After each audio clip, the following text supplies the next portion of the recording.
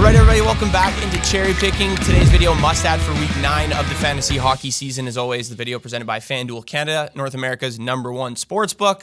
The link is in the description below to download that app today. This week coming up in the NHL, definitely not as many teams playing 4 games like last week with American Thanksgiving, but still a pretty solid slate. I believe only Anaheim is playing 2 games. Trevor Zegras has actually been playing pretty well. He's like 10% rostered right now. If you need a center for long term, he could be a guy worth adding at this point. But with the 2 games, he won't be in this video. The team's playing 4 games this week: the Avalanche, Columbus Blue Jackets, Dallas Stars, New York Islanders, the Seattle Kraken, the Leafs, and the Winnipeg Jets.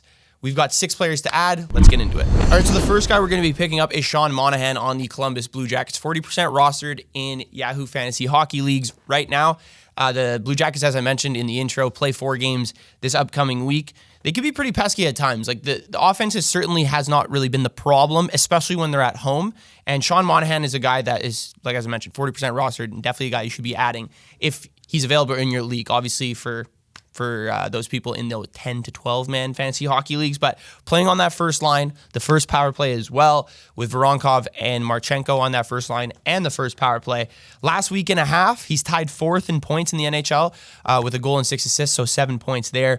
Over those 4 games, he has had an individual expected goals for of 1.52, which is pretty high over the ranks of the NHL. Same as on ice as well, right around that 5 mark for expected goals for created over the past 4 games too.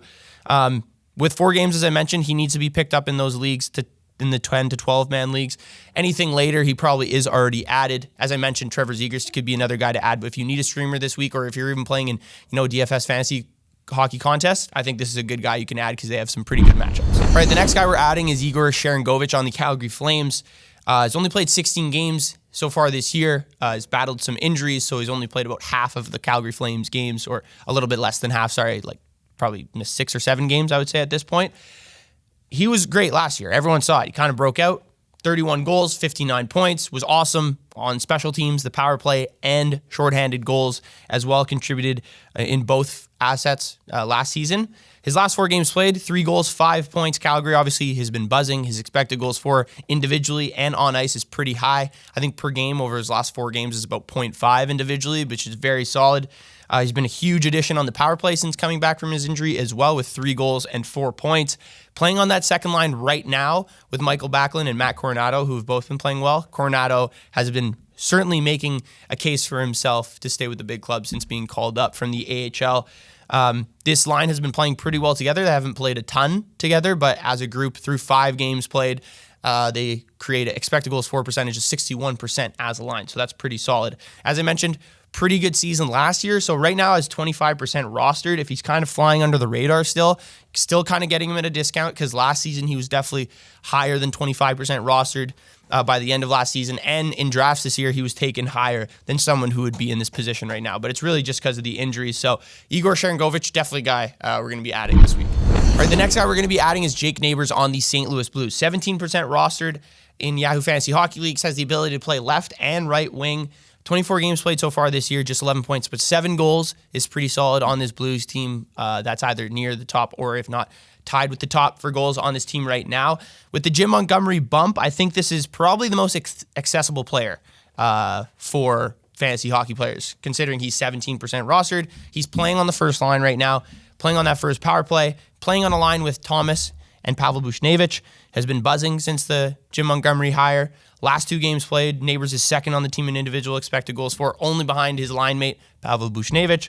And then they're also playing with Robert Thomas, who I think is one of the more underrated passers in the NHL, one of the more underrated playmakers, with 60 assists last season and 160 plus over his last 3 seasons as well. So that's very good for Jake Neighbours and his value in fantasy hockey. And as I mentioned, probably the most accessible player to catch in this Jim Montgomery bump, as we're probably going to see, maybe not this consistently over the entire season, but their offense will be better with Jim Montgomery as a head coach of the St. Louis Blues. Other guys that you will probably get the bump and what they're rostered, like Dylan Holloway, he scored 2 goals their last game against the Devils. I don't think that's really going to stay true, considering his role on this team right now. The third line, second power play. He's not at the forefront of all the offensive opportunities. So the reason why he's 5% rostered. Obviously, there's Jordan Kyrou, 84% rostered, Robert Thomas, 76% rostered. None of those guys are really going to be available. Buchnevich, 47% rostered. I know he's like a little bit banged up right now. There's some question marks around him, but I would still consider him a really good pickup if he's available, which I also doubt at this point. And then Braden Shen, 22% rostered as well right now. Also, if you need a center, I know centers are not super valuable, obviously, in fantasy hockey, so that's why I went with Neighbours as the main guy that we're going to highlight to add on the Blues this week. All right, the next guy we're going to be talking about is the best defensive streamer, I think, for people in those deeper leagues. This guy's less than 15% rostered. He plays 4 games this week, and it's Sam Girard on the Colorado Avalanche. Talked about him in the preseason a little bit. Thought he has a chance to kind of break out. He's had a pretty solid start to the year, 12 points in 23 games, so about a half a point per game at this point. Plays a ton. Last 3 games, he's 4th in ice time out of all Colorado Avalanche players, playing about 21 minutes per game. A goal and assist his last 3 games as well. He does play on that second pair. Obviously, he's not going to be with Makar and Taves up the top, but plays the second pair, plays the second power play. He's the offensive defenseman. Plays an extra game this week, so he could be super valuable. Considering the amount of time he plays, he could get some assists. Colorado's obviously a very solid offensive team, and playing on the ice for 21 minutes against teams like next week, like they play against the Sabres, Hurricanes, Red Wings, and Devils, I think there's definitely going to be some opportunity there. So if you're in need of a defenseman for next week due to injury or whatever the reason might be, I think Sam Girard is a very solid option. All right, the next guy we're going to be adding doesn't play 4 games, but Joel Farabee on the Philadelphia Flyers. His role has been elevated on this team over the past week and a half, and I don't see any reason why it could change. Obviously, Tortorella is very unpredictable at this point with who he sits and how he changes his line. But as of right now, this first line that Joel Farabee is playing on is playing quite well with Couturier and Konechny. He's 6% rostered, has the ability to play left and right wing for the Philadelphia Flyers, or on your fantasy hockey team, sorry.